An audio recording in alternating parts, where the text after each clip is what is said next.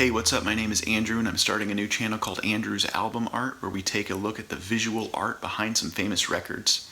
I grew up in a small town in a small radio market, and a lot of times the entry point to some of these records was just going to the record store and checking out, taking a look at the album artwork. I remember spending hours and hours in the record store, just really imagining what these records might sound like.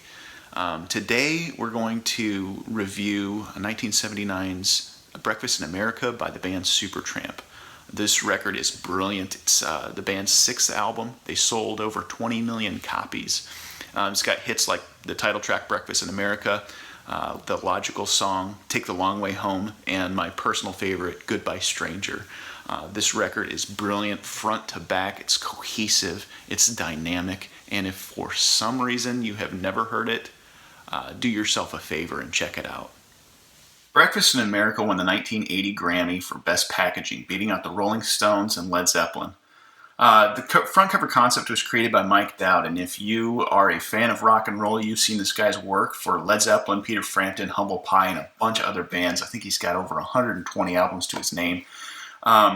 Really, real quick, when I get into the concept here, you see this window shroud of an airplane. That's something that you might not really understand at first when you see the water droplets here, but it's like looking out of an airplane over the New York City skyline, and all of these different components are pieces that you'd see in a diner. So if you look here, there's a syrup container that looks sort of like the Empire State Building. You have the breakfast plate here being the Battery Park.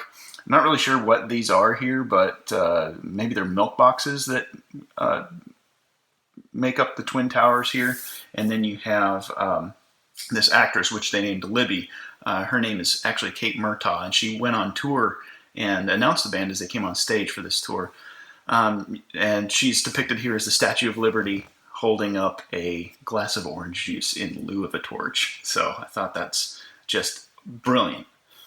If you flip the album over, you see the band here. You see how they're isolated in this diner. They're all looking at their own newspapers and not really communicating to each other. At the time, the band wasn't getting along, and their communication was so poor, they almost titled this record Hello Stranger. But whatever the tension and animosity within the band at the time, it made for some amazing music. Now, you also see here Libby as a Statue of Liberty.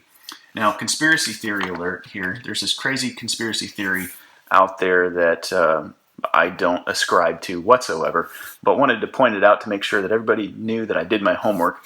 If you look at the Twin Towers here, and with all conspiracy theories, there's a lot of hoops you got to jump through, right?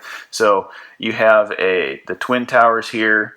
If you flip this in the mirror, you get 9/11 right over the towers. It's in an airplane flying over New York, and then on the back you see the airplane flying towards the skyline. Again, crazy, but thought it was worth mentioning because that has come to light here in the last couple of years with this record. Alright, so there was my review. If for some reason you haven't heard this record, do yourself a favor and check it out. It is brilliant, one of my favorites of all time. Also, if you liked the video, please subscribe, share it with a friend, and follow me on all the socials at Andrew's Album Art. Thanks for watching.